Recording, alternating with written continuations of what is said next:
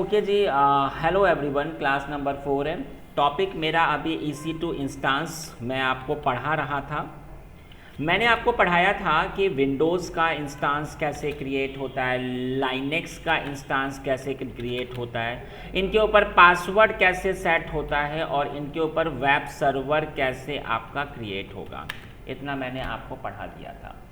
अब थोड़ी सी इसमें अभी थोड़ा सा मैं इसमें आपको और बता देता हूँ।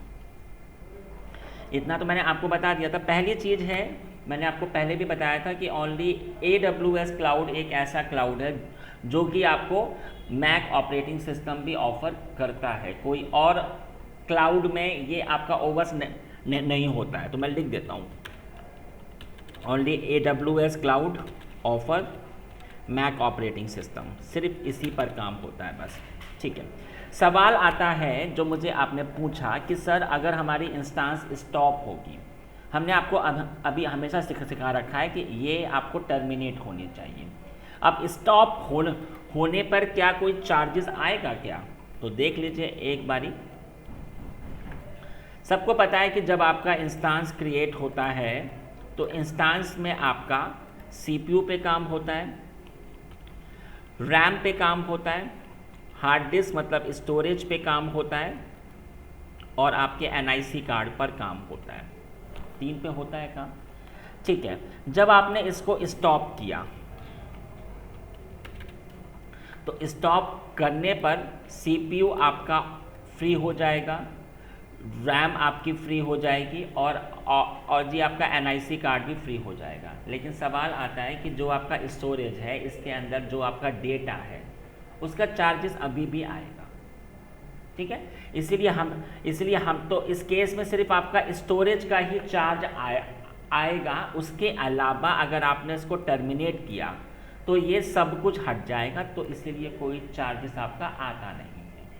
ठीक है ना। इसीलिए मैंने आपको सिखाया। तो मैं लिख देता हूं, in case of stop we have to pay only storage charges. Storage के चार्जेस मुझे पे करने पड़ेंगे। ठीक है, अगर आपका ये स्टॉप होगा। ठीक है जी। थर्ड नंबर पे आ जाते हैं। थर्ड नंबर पे सवाल आता है कि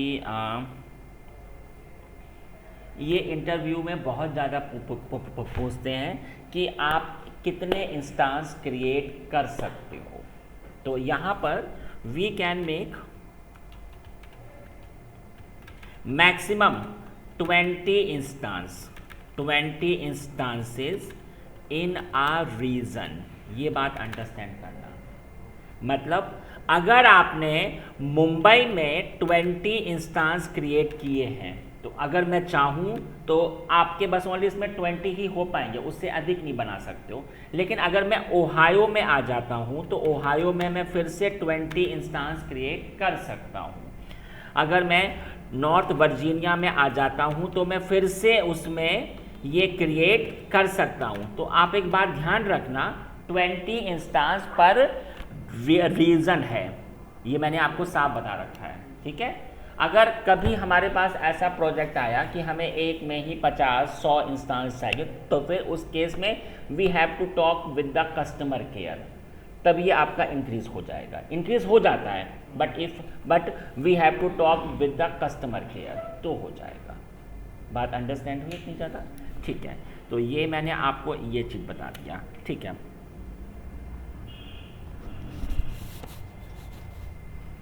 ठीक है जी। तो ये कुछ फैक्ट होते हैं इसमें। अब अगला, ये मैंने अभी आपको इंस्टांस पढ़ा दिया।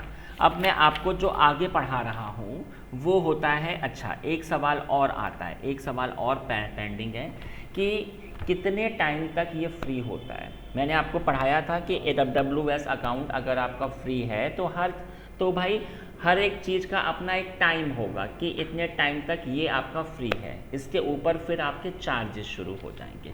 तो अगर मैं ऐसे आऊँ गूगल पे and just type here EC2 free AWS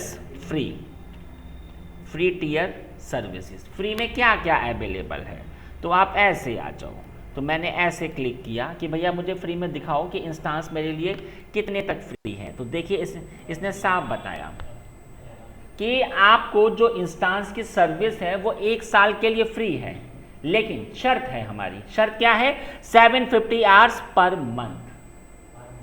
per month, एक मंथ में मैं सिर्फ आपको 750 घंटे ही दूंगा, तो ये भी आपके लिए इंपॉर्टेंट है। तो तो जो आपका होता है EC2 इंस्टांस फ्री है 750 घंटे per month, 750 hours per month. ठीक है, ये बात ध्यान रखना है, ये आपको पर मंथ इतने घंटे आपको प्रोवाइड होंगे। कब तक होंगे, 1 साल तक। सवाल आता है कि ये कितना होगा, तो चलो मैंने कैलसी ओपन किया। कैलसी आप देख सकते हैं इधर, अगर हमने कहा जाकर कि अगर हमारे हैं 31 दिन, 31 डेज हैं, एक डेज में आपके 24 आवर्स होते हैं, तो आप देख सकते हो 754। अगर मैं एक इंस्टांस को पूरे एक मंथ तक अगर मैं उसको चलाता हूं तो हमारा कोई बिल नहीं आएगा, कोई बिल नहीं आएगा। अगर मैं एक इंस्टांस को 754 आवर्स तक अगर मैं चलाता हूं तो ये हमारे लिए फ्री है। इसके अलावा मैं अगली इंस्टांस एक और क्रिएट करके उसको 6 घंटे तक I can easily run, but 7 घंटे होते ही उसमें फिर आपके चार्जेस आ जाएंगे। ठीक है, तो ये तो बात हो गई ये। अब लेकिन एक बात समझिए जरा, इधर जरा 1 मिनट। सवाल आता है कि अभी ये 750 घंटे, अगर हमने 2 इंस्टांस एक साथ क्रिएट की तो 2 इंस्टांस एक साथ, तो ये सिर्फ 15 डेज में आपका टाइम खत्म हो जाएगा। 4 इंस्टांस अगर हमने शुरू की एक साथ तो फिर सिर्फ 7 डेज में आपका ये टाइम खत्म हो जाएगा। मतलब टाइम उतना ही है, उतने में चाहे आप अपनी 20 इंस्टांस भी क्रिएट कर सकते हो, लेकिन इतने टाइम तक, इसके ऊपर होते ही फिर आपका चार्जेस आएगा।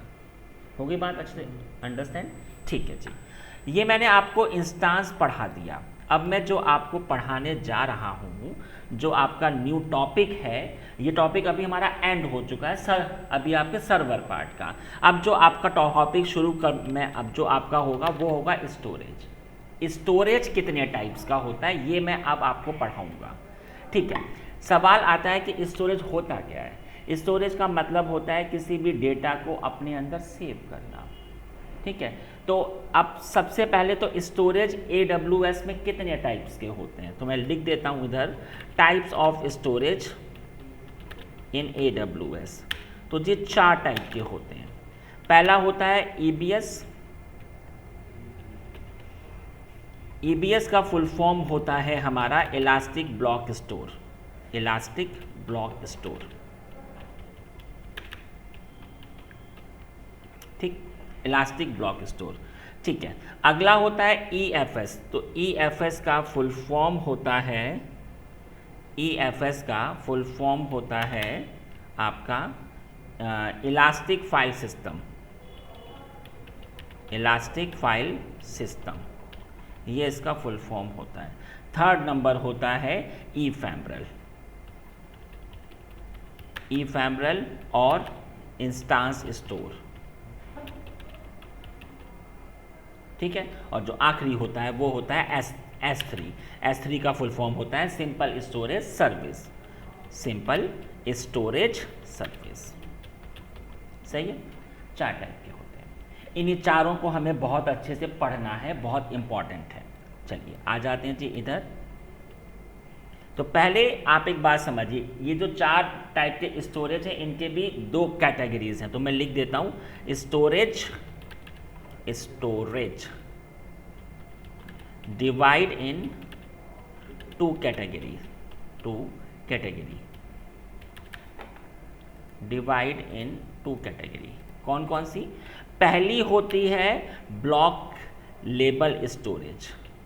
Block label storage. और अगला होता है हमारा object label. Object label storage, दो टाइप का। सबसे पहले इसमें आ जाते हैं ब्लॉक लेबल। इसमें जो स्टोरेज होगा आपको उसे इंस्टेंस के साथ पहले जोड़ना पड़ेगा, फिर आपको उसे फॉर्मेट करना पड़ेगा, तभी आपका डेटा सेव हो पाएगा। सेम एज अगर आपने एक न्यू हार्ड डिस्क परचेज़ की तो आपको उसे पहले अपने सिस्टम के साथ अटैच करना पड़ता है, फिर आपको फॉर्मेट करना पड़ता है, तभी तो उसके अंदर कुछ भी आपका सेव हो पाता है। तो वो इस टाइप में आएगा। तो मैं लिख देता हूँ, we have to connect with instance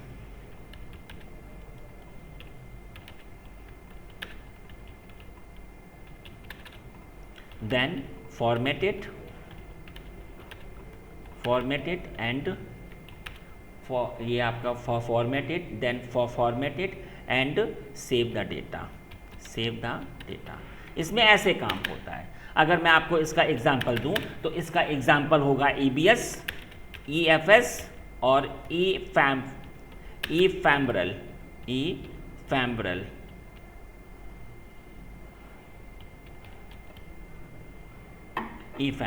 ठीक है। ये तीन टाइप। ऑब्जेक्ट लेबल, इसमें कुछ भी अटैचमेंट नहीं, कोई फॉर्मेट नहीं, सिंपली आपका डेटा स्टोर होना शुरू हो जाएगा। Same as a Google drive आपकी होती है ना, उसमें सीधे आपका अपलोड होना शुरू हो जाता है। क्यों? इसके टाइप से। तो मैं लिख देता हूँ, सिंपल अपलोड द डेटा। इसका अगर मैं आपसे एग्जाम्पल की बात करूँ तो होगा S3। तो ये हमारे जो चार टाइप थे उनके भी दो कैटेगरी मैंने आपको बता दी। चलो अब पहले मैं आपको पढ़ाऊंगा EBS। पहले हम लोग इसको पढ़ते हैं। फुल फॉर्म मैंने आपको बता दिया है, इलास्टिक ब्लॉक स्टोर। अब आप एक बात समझिए, ये जो स्टोर, ठीक है, जो EBS होता है इसमें जो आपका इलास्टिक शब्द आया है, इलास्टिक शब्द का अर्थ होता है उसके साइज़ को अपने हिसाब से कम ज़्यादा करना। इलास्टिक मतलब आपका अपने हिसाब से कम ज़्यादा करना। तो सबसे पहले तो पहले बात होती है टाइप्स की। EBS के भी टाइप्स होते हैं। कौन कौन से होते हैं? पहला होता है SSD, सेकंड होता है HDD और थर्ड होता है मैग्नेटिक। ये आपके तीन टाइप्स के होते हैं। बात करूं अगर SSD की, तो SSD का फुल फॉर्म होता है सॉलिड स्टेट ड्राइव। HDD की बात करूं तो हार्ड डिस्क ड्राइव। और मैग्नेटिक की बात तो इसका कोई भी टाइप नहीं होगा। ये आपके तीन टाइप में EBS के तीन टाइप होते हैं, SSD, HDD और मैग्नेटिक। इनके भी टाइप्स होते हैं। अब सवाल आता है, पहले मैं आपको पढ़ाऊंगा टाइप्स ऑफ SSD। SSD के कितने टाइप्स होते हैं? SSD के भी आपके चार टाइप्स होंगे। पहला होता है GP2 का फुल फॉर्म होता है जर्नल पर्पस, ठीक है, और 2। ऐसे ही एक होगा GP3, एक होता है IO1, एक होता है IO2। IO1 का फुल फॉर्म होता है प्रोविजन्ड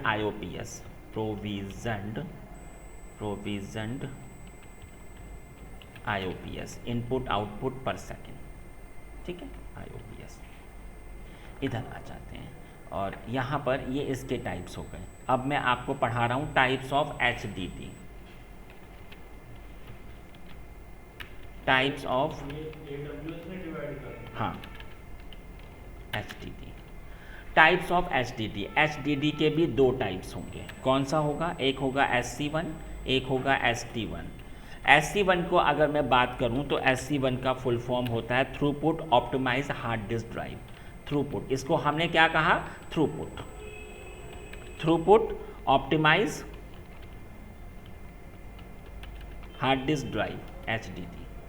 ST1 की अगर मैं आपसे बात करूं तो ST1 होता है कोल्ड हार्ड डिस्क ड्राइव। चलिए, और जो आपका थर्ड नंबर था, मैग्नेटिक के कोई भी टाइप्स नहीं होंगे। तो मैं लिख देता हूँ नो टाइप्स। मैं एक बार इसको MS पेंट में बना कर दे देता हूँ तो आपको ज़्यादा अच्छी तरीके से अंडरस्टैंड होगा। मैं अभी आपको जो पढ़ा रहा हूँ वो मैं आपको पढ़ा रहा हूँ EBS में इसके तीन टाइप्स मैंने अभी आपको बताए। एक होता है SSD, एक HDD और एक होता है मैग्नेटिक। SSD की अगर मैं आपसे बात करूं तो इसके 4 टाइप्स होते हैं।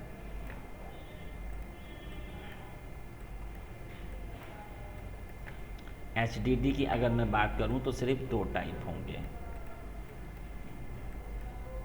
यहाँ मैंने आपको बताया, पहला जो था वो था GP2, आपका जनरल पर्पस टू, ये है GP3, ये है IO1, ये है IO2। ठीक, यहाँ पे अगर मैं बात करूँ तो ये हो गया SC1, ST1 और इसका कोई टाइप, ये मैंने आपको बताया।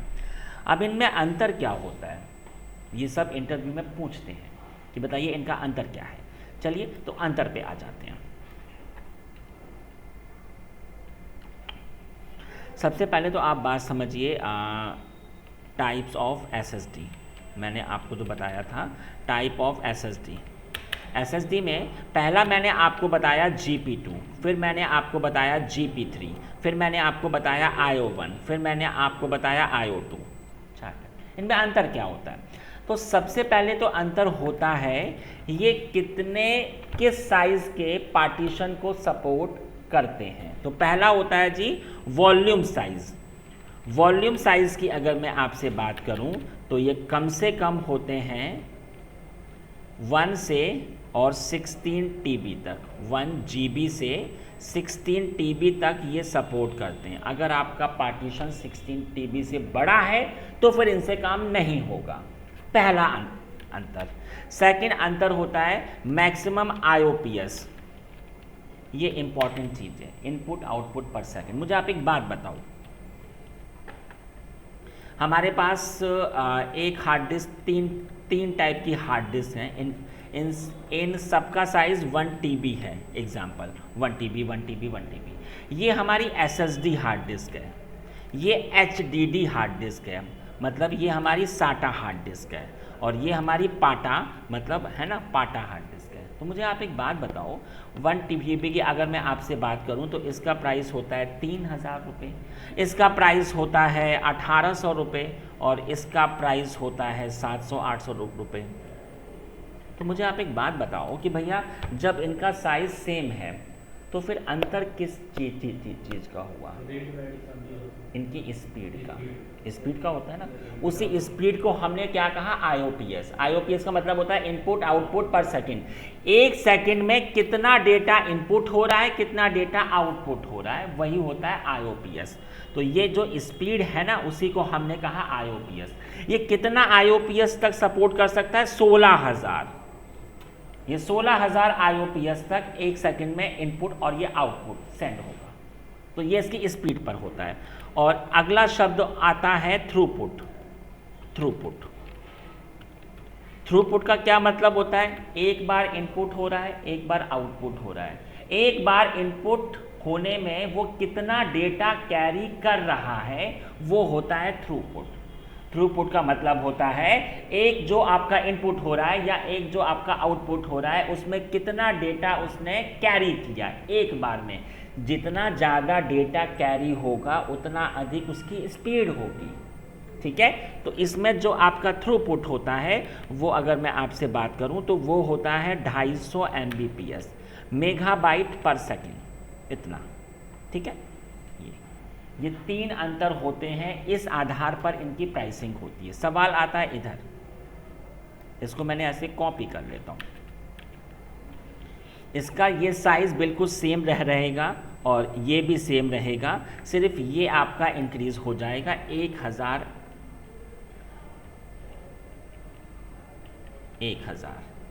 MB पर सेकेंड। मतलब ये इतना डेटा कैरी कर रहा था, ये इससे 4 गुना डेटा अभी आपका कैरी कर रहा है। ठीक है, यहाँ पर IO1 की अगर मैं आपसे बात करूँ, एक second, someone want to join us. अगर मैं आपसे बात करूं IO1 की, तो IO1 का भी साइज सेम रहेगा 1, लेकिन ये आपका कम से कम होता है 4 GB। उधर 1 GB था, ये कम से कम 4 GB होगा। बात करूं इधर अगर आपकी, तो ये इसका 4 गुना इनपुट आउटपुट है, मतलब 64। स्पीड बहुत ज़्यादा, स्पीड इसकी 4 गुना इंक्रीज हो गई, ठीक है। और इधर जो आपका होता है वो भी 1000 ही होगा, ठीक है। बात करूं अगर IO2 की, तो IO2 में सेम आपका ये 4 GB होता है, लेकिन इधर ये 64 TB हो गया, 64 TB। मैक्सिमम IOPS और ज़्यादा इंक्रीज हुआ 4 गुना, 256, और ये आपका 1000। तो आप देख सकते हो ये 3 के आधार पर इनको कैटेगराइज किया गया है, सही है। अब आ जाते हैं जी types of HDD, types of HDD hard disk drive. तो पहला मैंने आपको बताया था SC1, अगला मैंने आपको बताया था ST1, ठीक है। SC1 के लिए भी अगर मैं ऐसे कॉपी पेस्ट कर दूं तो इसका साइज़ होता है 1 GB से 60, इसका साइज़ होता है 125 GB। ये कम से कम 125 GB तो होना चाहिए, इससे कम नहीं सपोर्ट कर सकता। बात करूं तो यहाँ पे स्पीड बहुत ज़्यादा स्लो है, सिर्फ 500 है, और इधर जो थ्रूपुट है वो भी सिर्फ 500 है, बहुत कम है। बात करूं अगर ST1 की, इसकी स्पीड अभी और कम हो जाएगी, ये भी 125 होता है, 125 टू 16 TB, और इसमें जो IOPS होता है वो 250 होता है, बहुत स्लो है 250, और ये भी आपका 250 Mbps। आखिरी में आ जाते हैं, आखिरी में होता है मैग्नेटिक डिस्क। मैग्नेटिक डिस्क की अगर मैं आपसे बात करूं तो इधर ये साइज होता है 1 GB से सिर्फ ओनली 1 TB तक, और ये बहुत ज़्यादा कम है, तो ये हमारी ओर से नहीं सेट होगा, ये AWS क्लाउड अपनी ओर से सेट करेगा, तो मतलब नॉट एप्लीकेबल, नॉट एप्लीकेबल, और इधर भी नॉट एप्लीकेबल। तो ये बहुत ज़्यादा कम होते हैं, इसलिए इसको हमने ऐसा का नॉट एप्लीकेबल। अब ये सब कुछ मैं आपको प्रैक्टिकल दिखाऊंगा। मैंने सिर्फ अभी आपको इतना बताया कि भैया स्टोरेज होता क्या है, स्टोरेज के टाइप, स्टोरेज के सब टाइप, और ये उनमें अंतर क्या होता है, सारी चीज़ें प्रैक्टिकली अभी होंगी। उससे पहले मैं थोड़ा सा आपको प्रैक्टिकल बता देता हूँ। पहला प्रैक्टिकल लैब 1। लैब 1 में होता क्या है, देखो जी, आप जब भी मैं अभी अपने अकाउंट में आ जाता हूँ, ठीक है, ये मेरा अकाउंट है। मैंने कहा चलो ये अभी हमारी एक अभी हमारी इंस्टांस है, चलो मैं ऐसे आ जाता हूँ, और इधर मैंने कहा जाकर कि सर्वर 1, मैंने ऐसा कुछ नाम दे दिया, ठीक है। और यहाँ पर आप देख सकते हो ये मैंने इसी ओवर्स को उठा लिया, इंस्टांस टाइप, ठीक है। अभी आपको सब कुछ अंडरस्टैंड हो रहा होगा। की पेयर मैंने इसको चूज़ किया, इधर मैंने कुछ नहीं चेंजेस किया। आज जो मैं आपको पढ़ा रहा हूँ वो मैं इस पर पढ़ा रहा हूँ। इसने साफ कह रखा है कि मैं आपको 30 GB तक फ्री दूंगा, आपकी इच्छा है, आप इसको 30 GB तक इंक्रीज कर सकते हो। चलो हमने कहा रखा है कि ठीक है 30 GB आपकी इच्छा है, तो मैंने इसको 30 GB नाम दे दी, ठीक है, 30 GB। आप देख सकते हो इधर ये टाइप्स भी आ रहे हैं, GP2, GP3, ये सब मैं अभी आपको धीरे धीरे पढ़ाऊँगा। अभी आप इतना अंडरस्टैंड करो कि यहाँ पर सिर्फ मैंने जो मेरा स्टोरेज है,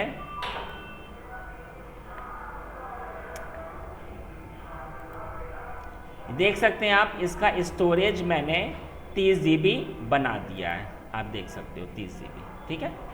अब यहाँ पर अगर आपको कोई और स्टोरेज ऐड करना है तो आप इधर से ऐड कर सकते हो। मैंने कहा 30 GB मेरे लिए काफ़ी है। मैंने एक इंस्टांस क्रिएट की, इसके अंदर हमारा बहुत इंपॉर्टेंट डेटा है, ठीक है। जब भी आपका इंस्टांस क्रिएट होता है तो उसका स्टोरेज भी अटैच होगा। स्टोरेज कहाँ से शो होता है, इधर से, EBS इलास्टिक ब्लॉक स्टोर के अंदर आपको आना पड़ता है वॉल्यूम में। आप देख सकते हैं 30 GB का एक आपको शो हो रहा है। चलो I just give the name ताकि हम कंफ्यूज ना हो जाएं, सर्वर 1 नाम दे दिया मैंने इसको, ठीक है। अब आप एक बात समझो, जब भी इसमें अगर आपने इस इंस्टांस को ऐसे इरेज किया, इस इंस्टांस इंस्टेंस को अगर मैंने टर्मिनेट किया ऐसे, तो टर्मिनेट होते ही जो इसके साथ का स्टोरेज है वो भी आपका इरेज हो जाएगा। इसमें एक कमी होती है कि ये आपकी इंस्टेंस है, ये आपका स्टोरेज है। अभी जो सेटिंग है उसके हिसाब से अगर आपने अपनी इंस्टेंस को हटाया तो आपका स्टोरेज भी हट जाएगा। लेकिन मुझे आप एक बात बताओ, अगर आप एक प्रोडक्शन में हो और उसमें आपका इसके अंदर बहुत ही इम्पॉर्टेंट डेटा है, तो इंस्टेंस को अगर हमने हटाया तो फिर ये भी आपका हट जाएगा। तो गाइस प्रोडक्शन में कभी भी ऐसे काम नहीं होता है। जो भी आपके हायर अथॉरिटीज़ होंगे वो आपसे हमेशा कहेंगी कि अगर आपने इंस्टेंस बनाया है तो फिर ऐसी सेटिंग होनी चाहिए कि इंस्टेंस अगर मैं हटाऊं तो वो स्टोरेज नहीं हटना चाहिए। क्यों? ताकि मैं उस स्टोरेज को किसी और इंस्टेंस के साथ अटैच करके अपने डेटा को एक्सेस कर सकता हूं। तो अभी जो मैंने आपको पढ़ाया उसमें आपका इंस्टेंस इरेज होते ही आपका स्टोरेज भी इरेज हो जाएगा। मैं आपको प्रूफ दिखा देता हूं। ये देखिए अभी आपका हट गया। अगर मैं ऐसे आऊं तो आप देख सकते हो इधर हो गया जी इरेज। अब मैं आपको पढ़ाऊंगा कि इंस्टेंस ऐसी होनी चाहिए कि अगर मैं इंस्टेंस को हटाऊं तो स्टोरेज नहीं हटना चाहिए। तो आप ऐसे इंस्टेंस में आ जाओगे, आप ऐसे आ जाओ, make a new instance, give the any name. मैंने कहा सर्वर 2, मैंने ऐसा कुछ नाम दे दिया इसको, ठीक है। इसी ओवर्स को मैंने ऐसे चूज़ कर लिया की पेयर के बाद में मैंने इसको ऐसे चूज़ कर लिया, ये 8 GB है, ठीक है। चलो मैंने 8 GB चूज़ कर लेते हैं। जब आप एडवांस में आते हो, एडवांस में एक ऑप्शन है, सॉरी एडवांस में नहीं, इधर इसके एडवांस में जब आपने इसको ऐसे एक्सपेंड किया तो देखिए इधर एक सेटिंग है, डिलीट ऑन टर्मिनेशन, उसमें है यस। अगर मैं इंस्टेंस को हटाऊं तो क्या ये हट जाएगा? यस। हमने कहा नो। तो कल को जब आप क्लाउड इंजीनियर होगे तो आपको ये सेटिंग हमेशा हर एक इंस्टेंस के साथ करनी पड़ेगी, ठीक है। आप ऐसे आ जाइए, जस्ट मेक अ इंस्टेंस। तो देखिएगा इंस्टेंस अभी आपका क्रिएट होना शुरू हो जाएगा। तो स्टोरेज भी अभी आपको इधर शो होगा, ये बन रहा है, आप देख सकते हो। ये रहा मेरा 8 GB का स्टोरेज आ गया ना। सवाल ये आता है कि अगर मैंने इंस्टेंस को ऐसे हटा दिया, ये रहा मेरा इंस्टेंस, ये रहा, मैंने कहा टर्मिनेट, ठीक है। तो जब ये टर्मिनेट हो रहा है तो क्या मेरा स्टोरेज भी हटेगा? नहीं हटेगा। हाँ जी बताइए। हाँ जी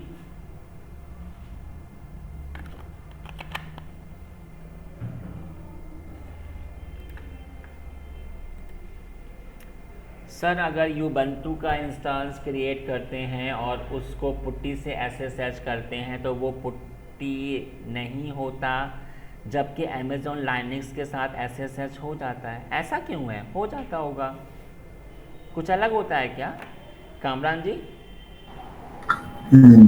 जी सर, वो जब क्रिएट करते हैं ना तो एक की जो है ना वो इनवेरेंट कहता है, जबकि उसी की के साथ अमेज़ॉन लिनक्स का जो हम करते हैं ना तो वो एक्सेस हो जाता है। नहीं, ऐसा तो नहीं होता है, मैं दिखा दूंगा अभी आपको।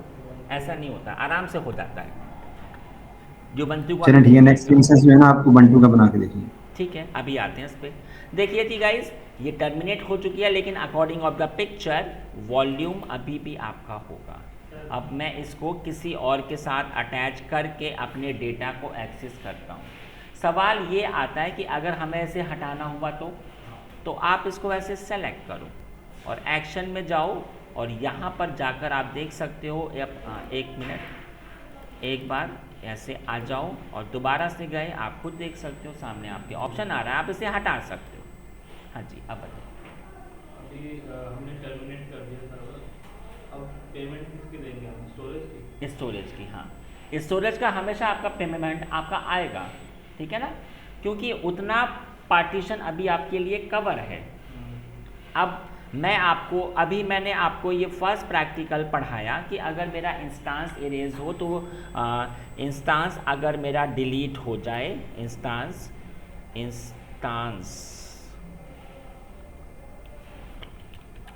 अगर डिलीट हो लेकिन मेरा स्टोरेज अभी भी ना होना चाहिए, स्टोरेज नॉट डिलीट। ये मैंने आपको बताया कि ये चीज़ कैसे सेटिंग होती है। अब मैं अगला प्रैक्टिकल आपको पढ़ाऊंगा लैब 2। इसमें मैं 2 इंस्टांस बनाऊंगा, उनका स्टोरेज, एक इंस्टांस को मैं अभी हटा दूंगा, उसका स्टोरेज अगले में अटैच करके डेटा एक्सेस करते हैं। तो मैं लिख देता हूँ connect 1 instance storage, 1 instance storage to another instance. ठीक है, ये प्रैक्टिकल पे आ जाते हैं। तो इस प्रैक्टिकल के लिए मैंने क्या किया, मैं ऐसे इंस्टांस पे आ गया, ऐसे आप इस पे आ जाइए।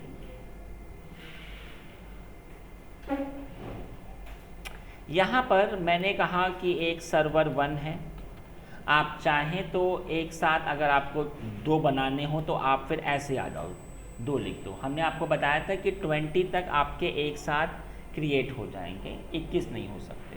ठीक है, मैंने कहा जी मुझे 2 इंस्टांस चाहिए। ठीक है, ऑपरेटिंग सिस्टम अभी के लिए हमने ये अभी हम लोग आ जाते हैं इसके ऊपर, विंडो के ऊपर, ताकि आपको आसानी से अंडरस्टैंड हो जाएगा। इसके बाद मैं इस पर आ जाता हूँ, ये सब तो आपको पता ही है की। अब मैं आपको एक बहुत इंटरेस्टिंग चीज़ भी बताऊँगा। यहाँ पर सब कुछ सही है, आप देख सकते हो, सिर्फ मैंने इसमें एडवांस में आकर मैंने एक चेंजेस किया कि अगर मैं इसको हटाऊं तो मेरा स्टोरेज नहीं हटना चाहिए। आप देखिएगा 2 इंस्टांस अभी आपके क्रिएट होना शुरू हो जाएंगे।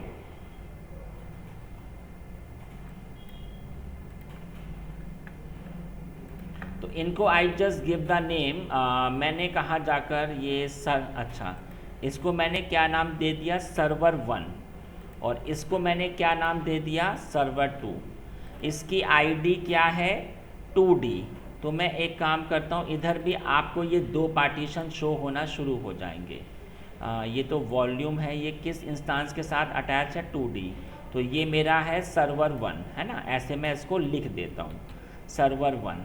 ठीक है, और इधर भी मैंने क्या टाइप किया, सर्वर 2। अब यहाँ पर मैं आपको एक बहुत इंटरेस्टिंग चीज़ पढ़ाऊँगा। देखिए,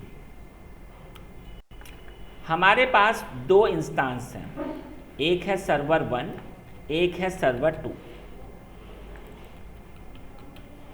आप सबको पता है कि इनकी की अभी एक ही है, mykey.pam। मैंने एक ही की इनको दे रखी है। तो सवाल ये आता है कि अगर सेम चाबी है तो फिर ताला तो आसानी से ओपन हो जाएगा। मतलब अगर मैंने की से इसके पासवर्ड को असाइन किया तो जो पासवर्ड इसको असाइन हुआ है इसका भी सेम ही होना चाहिए, ऐसे ही तो होना चाहिए कंसेप्ट। नहीं, ऐसा नहीं होगा। ये इसमें सिक्योरिटी है, चाहे आपकी 50 इंस्टांस हो, 50 का सेम टू सेम की हो, लेकिन पासवर्ड 50 के अलग अलग हो। ये इसमें सिक्योरिटी है। Okay, I will show you, मैं दिखा देता हूँ अभी आपको। तो मैं आपको जो चीज़ बताना चाह रहा हूँ वो ये है, आप ऐसे आ जाओ, देख सकते हो ये मेरी एक इंस्टांस ऐसे, ये पहले मैं इस पर आ जाता हूँ, मैं कनेक्ट ऑप्शन पे आ जाता हूँ, RDP क्लाइंट पे आ जाता हूँ, ये रही मेरी फाइल। अब आप देखो ये मेरा सर्वर 1 है, मैंने इस वाली की को अपलोड किया, सेम ही किया ना, देखिएगा इस की के आखिरी में आ रहा है ENN, इस की के आखिरी में है ENN। ठीक है, तो मैंने ऐसे गया और मुझे अभी एक्सेस हो जाएगा, ऑफ कोर्स ही बात है। कनेक्ट ऑप्शन पे आएंगे, आपका एडमिनिस्ट्रेटर, और ये लीजिए ओपन होना शुरू हो गया, हो जाएगा अभी ओपन। सवाल आता है सेकंड इंस्टांस का, इसके आखिरी में है ENN। सेकेंड हम इंस्टांस में आ जाते हैं, मैंने कहा जी कनेक्ट, RDP क्लाइंट में आ जाते हैं, मैंने इसकी फाइल। सवाल आता है कि भैया पासवर्ड क्या सेम होगा, आ जाते हैं, देखिए जाकर मैंने डिक्रिप्ट किया, ये देखिए पासवर्ड अलग है ना। तो ये चीज़ इंटरव्यू में पूछ लेते हैं कि भैया अगर आपके 50 इंस्टांस हैं, एक किए तो फिर क्या कर, तो फिर वो आपका एक ही पासवर्ड होगा? नहीं भैया, अलग अलग होंगे। कोई भी OS का इंस्टांस हो, ठीक है ना, सबके पासवर्ड अलग अलग होंगे, ये क्लियर कट आपको पता होना चाहिए। मैंने गलती कर दी, मुझे 2 पे आना था। 2 पे आ जाते हैं जी। और मैंने इसको भी शुरू किया ऐसे कनेक्ट, तो आप देख सकते हो मेरी 2 इंस्टांसेस मैंने ऐसे ओपन कर दी। ये सर्वर 1 है, सर्वर 1 है। अब सर्वर 1 में कितनी हार्ड डिस्क अटैच हैं ये मुझे कैसे शो होगा? आप स्टार्ट पे आ जाओ, एडमिनिस्ट्रेटिव टूल्स पे आ जाओ, कंप्यूटर मैनेजमेंट पे आ जाओ। ऐसे आपको शो हो जाएगा कि इस टाइम इस सर्वर में कितनी हार्ड डिस्क अटैच है, उनका साइज क्या है, सब अभी आपको शो हो जाएगा।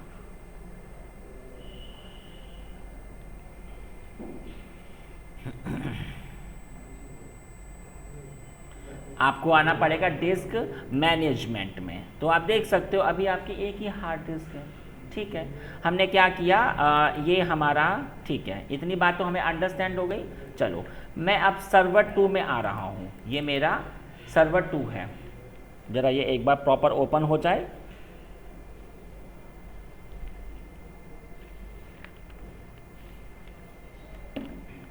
तो भैया इसमें भी आपकी एक ही हार्ड डिस्क होगी, ऑफ कोर्स ही बात है। अब मैं एक काम करता हूँ, अकॉर्डिंग ऑफ द पिक्चर आप देख सकते हो जो मेरे पास ये पिक्चर्स हैं, हमारी दो इंस्टांस हैं। सर्वर 2 की हार्ड डिस्क है, 30 GB की है। इसमें कुछ हमारा इंपॉर्टेंट डेटा होगा, मैं इंस्टांस को हटा दूंगा, इसका स्टोरेज होगा, फिर मैं इसके स्टोरेज को उठाकर इसकी स्टोरेज को उठाकर मैं फर्स्ट से अटैच कर दूंगा, तो हमें हमारा डेटा एक्सेसिबल हो जाएगा। आ जाते हैं जी 2 नंबर पे, तो आप देख सकते हैं ये मेरा 2 नंबर है। ये रहा मेरा एक पार्टीशन सी ड्राइव। मैंने कहा कि ये मेरा बहुत ही इम्पॉर्टेंट डेटा है, मैंने कहा डेटा, और इसके अंदर मेरी ये बहुत इम्पॉर्टेंट फाइल है। सही है, ये मेरा 2 वाला है, तो मैं 2 को ऐसे हटा देता हूँ। मैंने क्या किया, मैं ऐसे अपनी इंस्टांस में आया और ये मेरा 1 वाला है। ठीक है, इधर तो नहीं होगा। चलिए, तो इधर मैंने क्या किया, मैंने 2 वाले पे आया ऐसे, ये वाला 2 वाला है ना, मैंने इसको ऐसे जाकर टर्मिनेट कर दिया, तो ये अभी आपका होना शुरू हो जाएगा।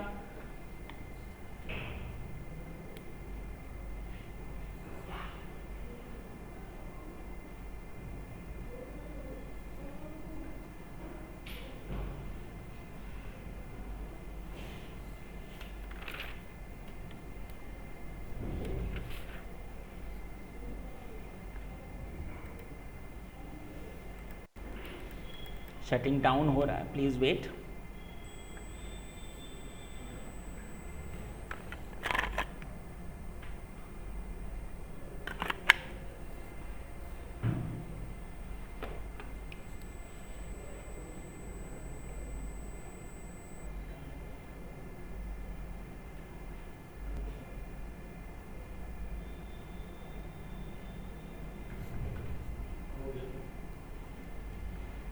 हो गया, तो अब मैं आ रहा हूं अपने वॉल्यूम्स में।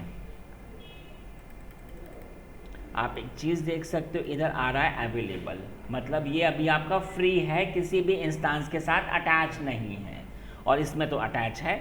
तो मैंने क्या किया, मुझे अब अगर इसको सर्वर 1 के साथ अटैच करना है तो मैं ऐसे आ जाऊंगा। मैंने इसको ऐसे चूज़ किया, अटैच वॉल्यूम पे गया, और ये आपको साफ साफ शो हो रहा है सर्वर 1। आप ऐसे आ जाओ, आपने कहा जी अटैच वॉल्यूम, तो क्या ये अटैच हो गया? बोला हाँ हो गया। प्रूफ दिखा दीजिए मुझे आप एक बारी। तो मैंने अब भी आपको पढ़ाया था कि जो हार्ड डिस्क है वो आपको इधर शो होती है, एक हार्ड डिस्क आपको और शो हो रही है, लेकिन ये अभी आपका इसमें ऐसा कलर आ रहा है, इट मीन्स ये अभी ऑफलाइन है। आपको ऐसे आकर इसे ऑनलाइन करना पड़ेगा। ऑनलाइन आते ही अब आपको 2 पार्टीशन शो होना शुरू हो गए, एक सी है, डी है, ये भी आपका 30 GB का। इसके अंदर ये रहा हमारा डेटा, ये रही फाइल। ऑफिस में ऐसे काम होता है। ठीक है, बात अंडरस्टैंड हो गई? ठीक है, ये मैंने आपको बढ़ा दिया कि कैसे ये काम होगा। अब कल को अगर हमारा सवाल आता है कि ये वाला जो हमारा साइज़ था, ये वाला जो हमारा पार्टीशन है, ये वाला हमारा फुल हो गया, अब क्या होगा? तो क्लाउड में ये बहुत बड़ी क्वालिटी है कि सर्वर अगर आपका ऑन है, चलते हुए सर्वर में आप इसके स्टोरेज को इंक्रीज कर सकते हो, कोई भी आपको इसे स्टॉप नहीं करना है। तो सवाल आता है कि अगर ये मेरा 30 GB अगर ये फुल हो जाए तो हमें अगर 10 GB अगर हमें इसे और ज़्यादा बढ़ाना हो तो बड़ा आसान है। तो मैं जो आपको अगला प्रैक्टिकल पढ़ाने जा रहा हूँ वो होगा लैब 3। लैब 3 में मैं आपको पढ़ाऊँगा एक्सटेंड द वॉल्यूम साइज। बहुत आसानी से ये अभी आपका इंक्रीज हो जाएगा। आपने करना क्या है, आप ऐसे आ जाओगे, you have to come in the volume. जिसको भी आपको इंक्रीज करना है आप ऐसे आ जाओ, एक्शन में आ जाओ, you have to come to here. अभी इसका साइज क्या है, 30 GB है। अब इसका साइज 40 GB हो जाए, बोला लीजिए हो गया। लेकिन इसके अंदर हमारा डेटा भी था, वो नहीं कुछ भी उसको होना चाहिए। तो इसने कहा लीजिए जी साइज तो हो गया 40 GB। इधर भी हुआ क्या, मुझे दिखाओ ना। इधर तो नहीं हुआ अभी। क्यों नहीं हो पाया, क्योंकि इसने क्या कहा, एक बार और टास्क रिफ्रेश कर देते हैं। रिफ्रेश का ऑप्शन आता है इधर एक डिस्क मैनेजमेंट में, रिफ्रेश। ये देखिए 10 GB आपको अलग से दिख रहा है। आपको करना क्या होगा, यू हैव टू एक्सटेंड। आप ऐसे आ जाओ, एक्सटेंड। लो भैया 30 GB था, अब ये 40 GB हो गया। देखो प्रूफ दिखाइए मुझे सर। ये देखिए जी 40 GB हो गया ना। लेकिन क्या इसके अंदर हमारा डेटा अभी भी है, हाँ जी है। तो मतलब अगर मैं चाहूँ तो मैं क्लाउड में किसी का भी स्टोरेज बड़ी आसानी से हमारा इंक्रीज हो जाएगा, बहुत आसानी से। सवाल ये आता है कि इंक्रीज तो हमें आ गया, क्या ये कम भी हो जाएगा। तो अब मैं अगला प्रैक्टिकल जो आपको पढ़ाने जा रहा हूँ lab 4, decrease the partition. Sir ये एलवीएम का ही पार्ट, हाँ जी ये एलवीएम का ही पार्ट है सर इसमें। ये एलवीएम का ही कुछ हो सकता है, हाँ जी। क्लाउड में एलवीएम अभी आपका इनबिल्ड होता है, ठीक है। Decrease the volume size, decrease the volume size. सवाल आता है कि क्या इसका साइज कम हो सकेगा। तो इसमें तो आसानी से हो गया था, इसमें नहीं हो सकता। आप कभी भी क्लाउड में हार्ड डिस्क के साइज को कम नहीं कर सकते हो। और जी आईटी इंडस्ट्री में कभी ऐसे काम होता भी नहीं है, हमेशा साइज आपका इंक्रीज ही होगा, कभी कम नहीं होगा। लेकिन अगर हमारे साथ ऐसा है, एक सिनेरियो हमारे साथ है कि जो हार्ड डिस्क है वो है 40 GB, बट हमारा काम हो रहा है सिर्फ 10 GB पर, तो मैं 30 GB के पैसे एक्स्ट्रा क्यों दूं। तो अब सवाल ये आता है कि भैया क्लाउड ने तो साफ साफ कह रखा है कि मैं जो 40 है उससे 1% भी आपका कम नहीं होगा। मैं आपको प्रूफ दिखा देता हूँ। आप ऐसे आ जाओ, जहाँ से साइज आपका ऐसे इंक्रीज हुआ था, 1 मिनट, ये अभी ज़रा थोड़ा सा चेंज हो रहा है, तब तक मैं इस पे आ जाता हूँ, सर्वर 1 पे आ जाते हैं। ये देखिए इसका साइज 30 है। मैंने कहा भैया अगर इसका साइज 29 हो जाए तो 29। इसने साफ कह रखा है कि the size of a volume can only be increase not decrease. Cloud 1% भी आपका साइज कम नहीं करेगा। अब मैं इसको कैसे सही करूं, क्योंकि एज अ क्लाउड इंजीनियर ये काम आपका ही होगा कि आप कम से कम पैसे में अच्छी सर्विसेज प्रोवाइड करेंगे। तो सवाल ये आता है कि जब उंगली जब हमारी सीधी है तो फिर घी तो आ नहीं पा रहा है, तो अब क्या कैसे कर सकते हैं कि ये पैसे हमारे सेव हो जाएं। तो अब हमें उंगली टेढ़ी करनी पड़ेगी। इसका अगला सॉल्यूशन क्या है वो बताइए। तो सॉल्यूशन ये होगा, जो सर्वर हमारे पास है उसमें क्या है सिनेरियो, हार्ड डिस्क मेरी है ये वाली, मेरी हार्ड डिस्क, इसका साइज है 40 GB। इसका साइज है जी 40 GB, लेकिन काम सिर्फ हमारा 10 GB पर ही होता है। तो आपने क्या करना होगा, एक और आपने हार्ड डिस्क अटैच की 10 GB की, एक और हार्ड डिस्क आपने 10 GB की, इसका पूरा डेटा आपने इधर से इधर कॉपी पेस्ट किया, कॉपी पेस्ट हो गया। अब आप इसको हटा दो। ये तरीका हो सकता है और कोई तरीका नहीं है। बात अंडरस्टैंड हुई। तो ये साइज़ आपका कम होता है। ठीक है, ये तो मैंने आपको बता दिया। अब हम लोग आपके सब सवाल पे आ जाते हैं जी कामरान जी, कि आपने बताया कि उसका SSH हो नहीं पा रहा। चलिए ठीक है, तो स्टोरेज में मैं अभी आपको इतना ही पढ़ा रहा हूँ, फिर इसके आगे बताऊँगा। तो मैं ऐसे आ जाता हूँ जी, ऐसे आकर मैंने इसको ऐसे कलेक्ट कर दिया, टर्मिनेट। जब तक ये हो रहा है तब तक मैं इस पे आ जाता हूँ। आप ऐसे आ जाओ, आपने कहा यूबंतु, ठीक है, यूबंतु पे आ जाते हैं जी। यूबंतु हमारा ये रहा। मैंने आपको पढ़ाया था कि चाहे आपकी की पैम में हो तो आपको कन्वर्ट करनी पड़ती है, अगर आपने PPK में बनाया तो फिर काम आपका थोड़ा सा आपका आसान हो जाता। ठीक है, पैम में तो पैम से PPK कैसे होता है ये हमने आपको पढ़ाया था। मैं अभी PPK में ही आ जाता हूँ। मैंने कहा ठीक है, की हमारी होगी यूबंतु और जो की होगी वो होगी .ppk। ठीक है, आप ऐसे आ जाओ, क्रिएट की पेयर। आप देख सकते हो एक की आ चुकी है हमारे पास, और सिंपल SSH इधर भी अलाउड होगा। ठीक है, और जस्ट मैंने इसको ऐसे क्रिएट करना अभी आपका स्टार्ट किया। तो ये अभी हो रहा है।